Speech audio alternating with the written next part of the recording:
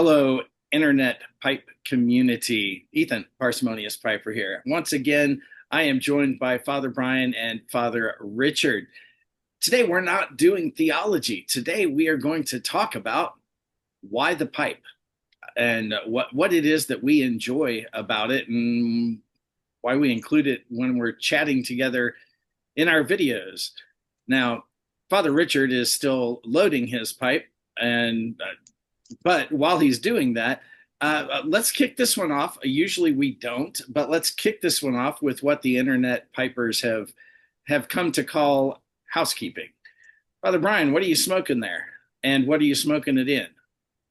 I am smoking a JM Boswell, and this is one of the first pipes that I bought. It's a bent apple rusticated. I don't know how good my lighting is. Rusticated on the bottom, he did, and some pretty nice grain. And so it's one of the first pipes that I bought. So I really like it. I'm smoking for me an easy blend, a ribbon cut. It's from Ken Byron Ventures. He's one of my uh, favorite. What I don't know, what would you call him? A micro? Yeah. Yeah, he's one of my favorite micro blenders, and it's called Empire State. And that's his. He has a. It's a black Cavendish burley and cigar leaf with a little topping, if that's the right word, of he says a little vanilla and chocolate, which actually, because I'm not a big aromatic, but it really goes with it well. So yeah, that's what I'm smoking. Well, I'll pipe in next. It will surprise no one at all that I am smoking a pipe by Lee, Bulldog in this case. In it, my wife is out of town until Monday, so I have got some Balkan Sobrani, which I would normally not be allowed to smoke in the house because my wife says it smells like a tire fire. But I happen to love the stuff. It's such a nice smooth Balkan. To me, it's not a bomb like say a pirate cake. It's just it's a lovely blend. In fact, because she's out of town, I'm making this my blend of the week for my Cobb Tuesday next week. And I'm enjoying it. It's nice to be able to do that in the house. All right, Richard, what are you loading up? All right. I am loading Sir Richard, Ah, my own mixture, available at the place, you know. yeah, we know. And I'm smoking it in a Manfred Hortig pipe. Beautiful. Yeah, man, I love this pipe. No, I like this pipe. You can't love something that doesn't love you back. But I do think this pipe has a certain affection for me. It just might. It just might. It's not inanimate, you know. It's exanimate. There you go. Because the wood used to be a tree, Right? and that is an animate creature. And so is the blend that's in it. Oh, yes, also exanimate. And I'm going to add the fire of life and release its. Well, what am I releasing? Some phlogiston, according to the ancients, but also its vapors. And in its vapors, if you ran it through a Soxhlet extractor or a filter pipe, would be its spiritus.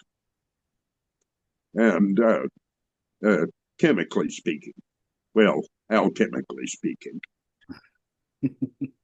I studied chemistry a long time ago. I can barely say I studied it. I passed the class. That's about as far as I can claim. Chemistry was one of those gen ed classes in college that I got through, but I I was not a stellar chemistry student. Not like my brother. My brother's a chemist. You know, My wife is a chemist. go figure. Yeah. Some of this stuff just is not genetic. You know, but Well, one of our viewers at one point in time had commented on a video. He'd said, "Hey, these would be great, but why are you guys smoking pipes?" So he was obviously not part of the YouTube pipe community, the YTPC as we sometimes abbreviate it. Uh, so he was not part of that. He had found us through some other avenue. So, gents, uh, why is it that you enjoy smoking a pipe, and why together? Why in a group setting?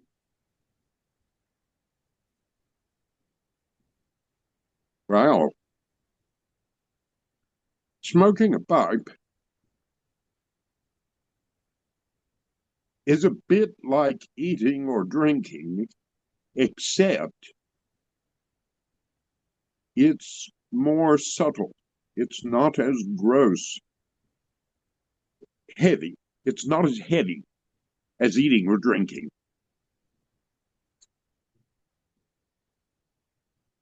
And when it's done socially,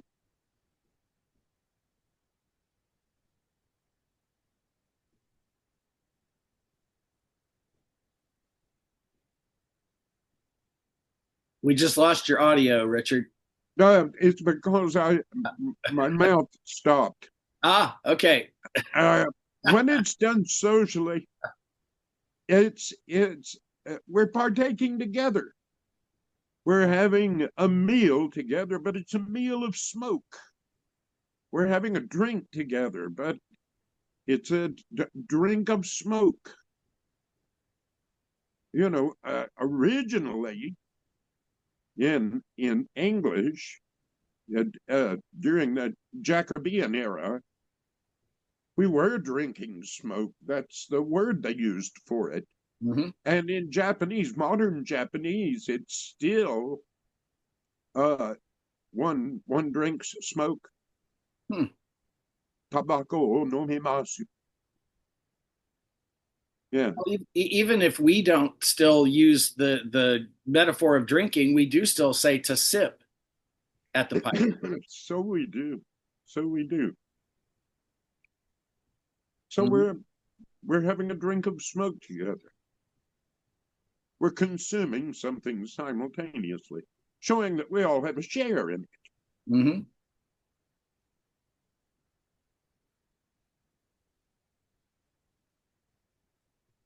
Is it communal, to use a heavy word? Well, I had done a VR to one of the guys in the community recently where he had asked us why we enjoy smoking pipes, and I kind of broke it down into three dimensions for me. The first is the most visceral. It's the fact that, well, I like the taste. If I didn't like the taste, and a variety of tastes, not just one, uh, I wouldn't do it. And in fact, that almost stopped me from being a pipe smoker in my early days, before I'd even gotten into it, because like so many people, I smoked goopy aromatics and I didn't taste what I smelled. All I got was tongue bite because I didn't know what I was doing. But I enjoy the taste. The second dimension to it is all of this ritual, the tamping, the lighting, the packing. If I'm doing a rope or a plug, cutting it and either cubing it or rubbing it out, the tactile sensation of preparing the tobacco leaf itself, I enjoy that. I also enjoy just the feel of the pipe in hand, whether it's a smooth pipe like this or whether it's rusticated, like Father Brian's, with some texture to it that just your fingers, while you're thinking, your fingers just kind of work around it, almost like a fidget spinner for adults.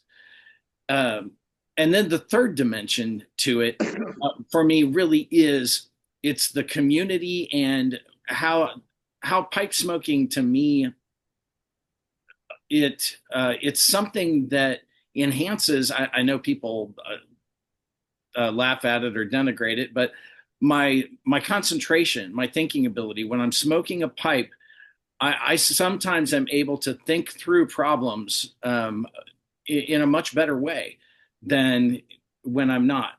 And there's just something calming and relaxing about it. You know, um, YouTube has told us that some things we're not allowed to say about the use of tobacco. Those things would certainly be true for me, although I won't say them. Um, but just the way it doesn't open your mind the way a psychedelic does, No. or a mind altering drug, but it allows me to actually do the opposite, to focus. Yes, I'd agree with everything both of you said. The one thing that came to mind is similar is it it touches the senses. Like you said, I love to look at a pipe and um, as you look at different pipes, there's the appreciation of either who made it, when it came from, what time period, whether it's rusticated, whether it's the grain you're looking at, the shape of the pipe, and and I can't necessarily tell you why at certain points I might just say, I want to smoke this pipe. There's just something that's calling me to it. And to a certain pipe, a certain shape, a certain bowl size. Um, and then to see a particular tobacco, I love sometimes looking at a rope tobacco, a plug, a flake. Oh, Uh, yeah. there's just certain ways to be able to look at it. And as you said, Ethan, there's different rituals that'll come with a plug. That'll come with a flake. That'll come, and a lot of times it just might depend on the mood that I'm in. And then the big one for me, as for all of, I'm sure many of us, is well, the taste and the smell. I love the smell, the different smells. I Mhm. love how it will hit my nose with the retrohale. Um, it's like you said about eating and drinking, it's just a unique way to savor a specific experience. So yeah. Then Yeah. what about the that overlapping edge or question that we sometimes get? What about Christians smoking pipes? Now there's a long history of Christians smoking pipes and cigars. Uh, Probably the most recent big example that everybody is aware of is J.R.R. Tolkien and C.S. Lewis and their Inklings literary group there at the university, and that met weekly to discuss things and primarily literature over pipes. Now, not all of those gentlemen were Christians, but a good number of them were. Um, Interestingly enough, I don't know if you've heard the the Eagle and Child, which was one of the pubs that they frequented, probably the one that's most associated with them. I have read in two or three different places online that I have found reputable that there's some money being poured back into that to restore it and open it to the public with their smoking room now actually available. It had been a back parlor that the pub owner closed off just for them, but that just as an aside, I hear that that's coming back. Um, but the Yeah. but pipe You won't smoking be able to goes smoke. back farther. Go ahead, Richard. You won't be able to smoke there, of course. Of You have to be course. offshore to light up. Yeah. I read the same thing that they're getting yeah, some money's being poured into that. Well, I mean, I can say from as since as Roman Catholic, we do not believe that uh, I don't know what we can say anymore. Like you said, the we don't see that we don't see smoking in and of itself as a sin, in and of itself. Um, and most, most Europeans, Irish and Italians and Germans, they all smoke cigarettes. But even before that, pipes. Uh, we don't see it as innately sinful. Now, there can be the aspect that specifically comes with, we would say, cigarettes, where when there's an addictive nature that can happen to something, then yes, you do need to be aware Hmm. of that for yourself.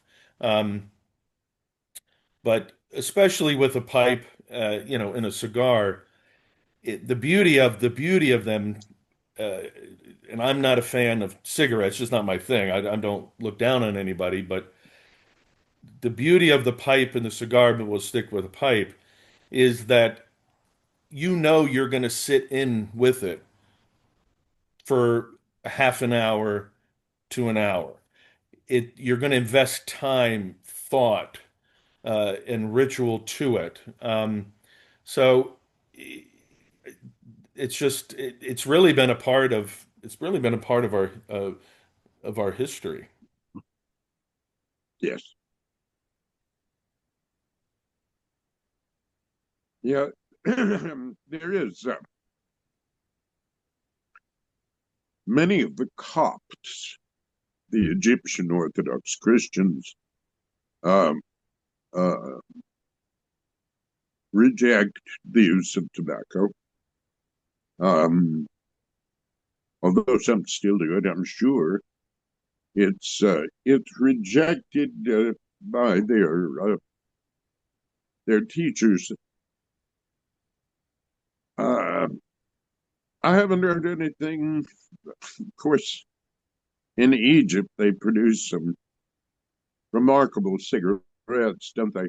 And in Syria, of course, that's where Latakia is. That's the place where that delightful tobacco was invented. Hmm. And they still grow uh, as much tobacco as they can. God help them. Um, I'm recalling an unspeakable truth uttered by the Archbishop of Mosul that, yes, like I said, it's unspeakable truth. Nevertheless, um, involving the rapacity of one nation and the stupidity of another, and it always leads to disaster. Hmm. Um, there's,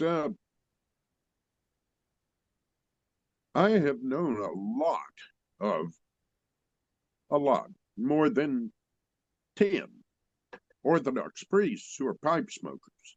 Hmm. As a matter of fact, I just sold a pipe it was a hoarding pipe, as a matter of fact, to a Greek Orthodox priest a couple of days ago. Really good fellow. Father, well, I won't say his name, just in case he's not supposed to be smoking a pipe, but I can't imagine that. Father Hopko, Thomas Hopko, blessed memory, was one time dean of St. Vladimir's Theological Academy, was a pipe smoker. Father Alexander Schmemann was a pipe smoker. He was the dean before Father Hopko. Um, the Father Ilya Katri, later bishop of the Albanian Orthodox Church in America, um, Saint Nikolai Velimirovich, the Serbian hierarch, and friend of Nikola Tesla. Hmm. Yeah, no kidding. We got connections. And have you ever paused to think how many people are you away from any particular famous person? I know a guy who knows or knew Norbu, who is the brother of the present Dalai Lama. If I needed to get a message to him, it'd take 2 stops to get there. Huh. Now, folks, these are the kinds of rabbit trails we always fall into when we just get together and chat. Um, so much fun. Yeah, yeah. You know, you're talking about the Egyptian, the Copts eschewing tobacco use entirely. Well, here in the States, I grew up in a denomination that taught us, we don't drink, smoke, or chew, or date the girls who do. And so it was a big surprise to me to find out that some well-known American pastors and theologians, well, like Chuck Swindoll there in Texas, is a pipe smoker, and there are more. I had actually looked up a list the first time we ran through this, but Swindoll being one of my favorite authors. Mm-hmm. Was one of the ones that just it jumped out at me. And when I think about it myself, you were talking, Brian, that the Catholic Church doesn't consider it a sin. I think it comes down to, like everything we enjoy, um, are we a slave to it? Yeah. Does it become a sort of idol to us, that that controls us or controls our time, whether it does so through a physical addiction or a psychological one, to the community or to the attention that you get through videos. Um, there's all kinds of things where that could be a, a, a dangerous replacement for God. But in the normal enjoyment of it, there's no harm. Uh, I know at one time, in fact, Richard, you had, and I think it was on one of our rabbit trails, you had talked about likening the the aroma of pipe smoke to an incense offering. Well, yes. There was a little girl during one of the youth conferences they hold in Gatlinburg, which is just nightmarish, let me tell you, for those of us who are bystanders.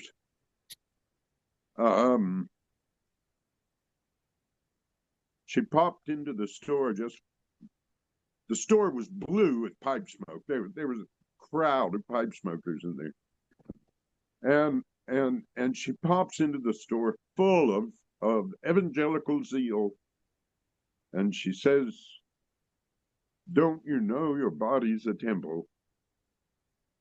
And I wouldn't hurt her feelings for the world, nor would I discourage her evangelical zeal.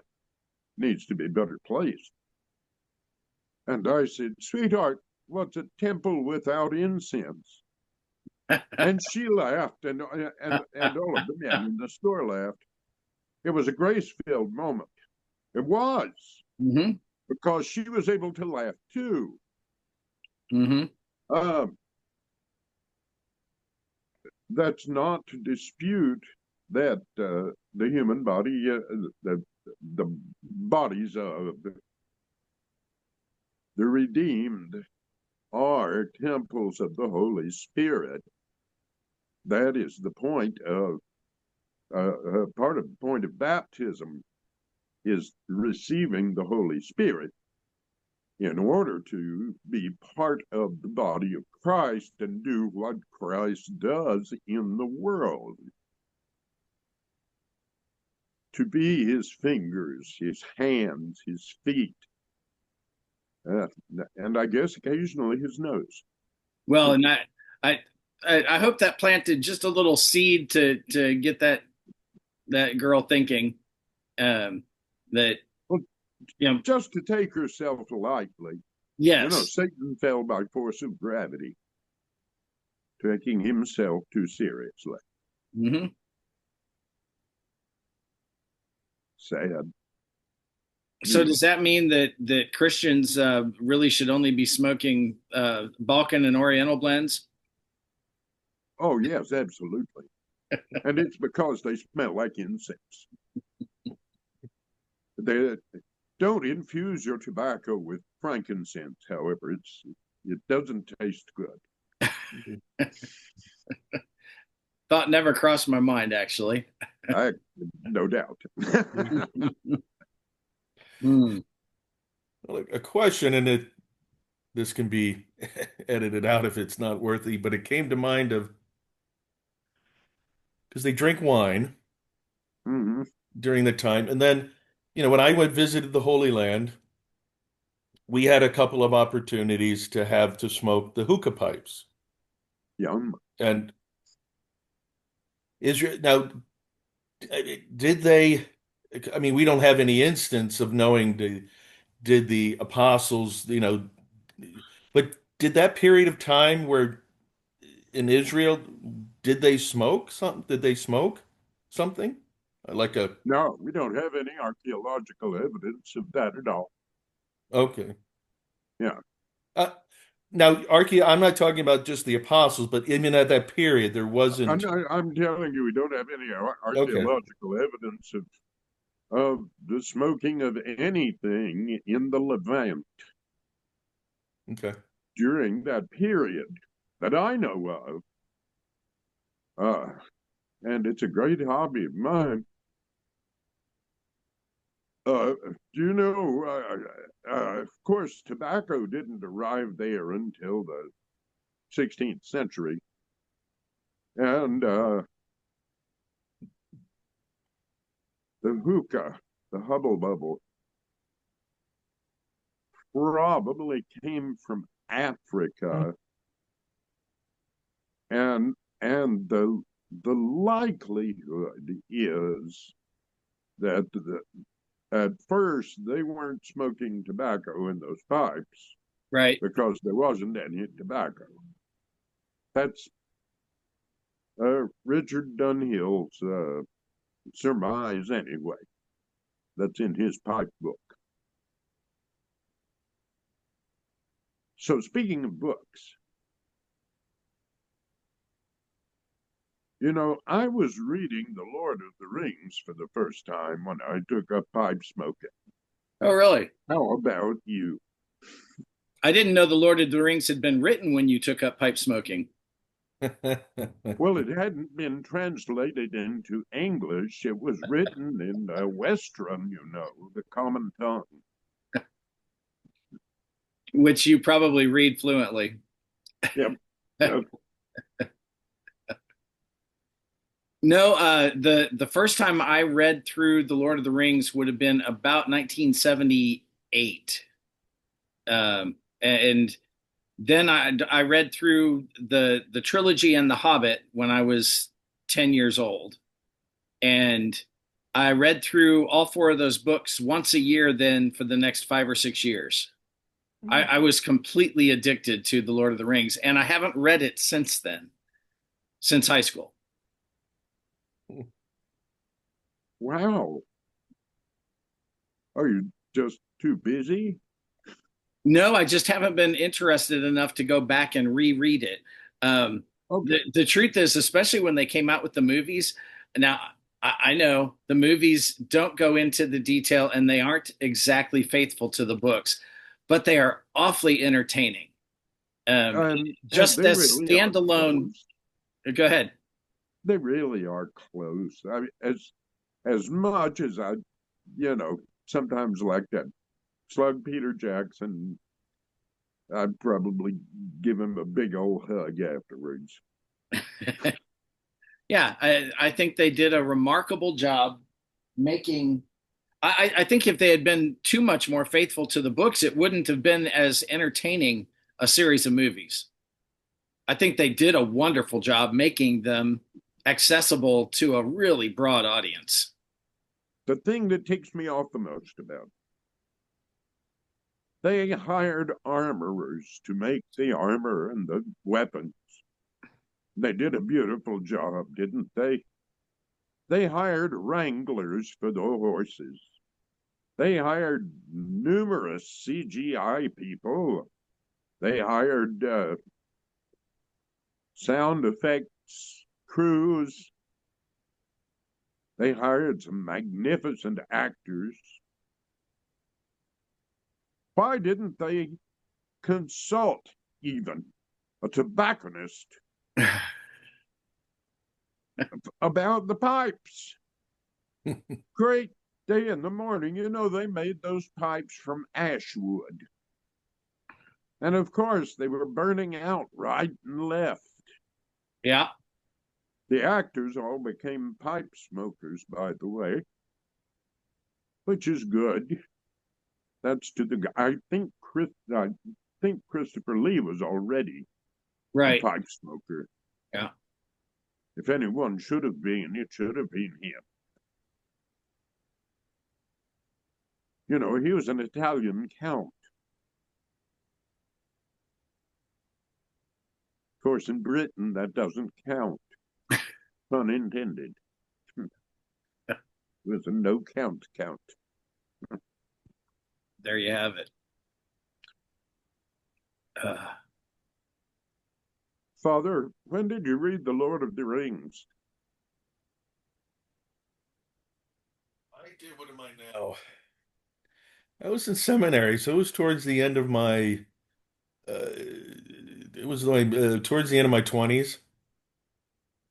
note the Were question you wasn't smoking? note the question wasn't did you read The Lord of the Rings, but when? Yes. No, I was this would have been 20 years ago when I was in seminary. So I'd have been in my You're late so 20s. young. You're so young. Yeah, 54 and 4 now. Oh, revel in it. It's marvelous. I've got 11 years on you. I hit 65 like a brick wall at 70 miles an hour. I can't see anymore. I have to wear reading glasses, and I should probably get glasses, but I can't stand to have anything on my face. Ugh. Did you take up pipe smoking as a result of reading The Lord of the Rings, Father? The Not right away. Um, I actually I in my first assignment as a priest, which would have been well, a little bit after. Not I couldn't say the result, but a little bit after. But in my first assignment as a priest, there is I haven't been down there in years, but a tobacco shop that was an older couple. It was I would call it an older fashioned tobacco shop, cigar shop, but he was very dedicated to the pipe, and I got some pipes and tobacco that was nice. I didn't keep with it, and I found the main reason was I didn't know anyone else that smoked a pipe, and I do find, at least for myself or maybe some others, if you start alone, you don't, it's a pipe is nice to kind of have someone who can maybe mentor you a little bit, Mhm. and Yes. not that it's a purely social action, but it is nice to have that encouragement. And then once you get the hang of it, or you get past a certain hump where lose you don't lose interest, because you're like you said, Ethan, that you might have not have continued if you didn't find a different blend. But I know a lot of people, we kind of you get you don't persevere through it. But now we have the internet, we have YouTube, So there's so many ways to be able to get educated on it, and to not feel like you're necessarily alone when you're starting it, and you kind of feel dumb because you can't. Why is this not working? And I can't Right. keep my pipe lit. Once you can get past that hump, then it's like you're in it. So So I came, yeah. what was the seed of the urge to do it, Father? Well, I always liked a cigar once in a while, and then I would see pipe smoke. You'd see it, and there just seemed like a sense of uh, history to it. I don't know. I'm not going to say the right word, but there seemed like an ambience, an aura of being dignified. Well, Um, when it's contemplative, I think the pipe is a touchstone to the past. yes, the I always felt like somebody who smoked a pipe always seemed like they were smart. They We just, are. yeah. What's the famous quote? A pipe gives a smart man time to think, and a fool something to shut his mouth with. I like that. Yes. And I'm Each man finding, in you're his seeing the kind pipe, plays many parts. the, and even you look in the pipe community, YouTube, and that there's younger people that want to try it. They're getting into it. Mhm. I think even today, we've talked about this before, but there's, whether it's pipe smoking and other things, there's a yearning, I think, with newer generations for things that were in the past. There were good things. There's that interest, Mhm. and I think pipe Yes. smoking is definitely a part of that history, and a part of that interest.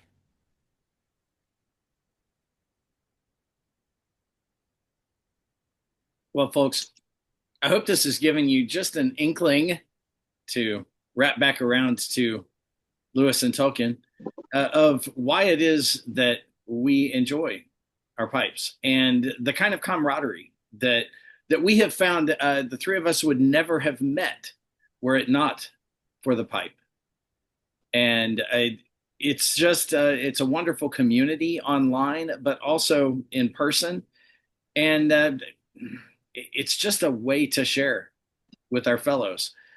So until next time, if you're not a pipe smoker, I am not going to encourage you to take up a pipe.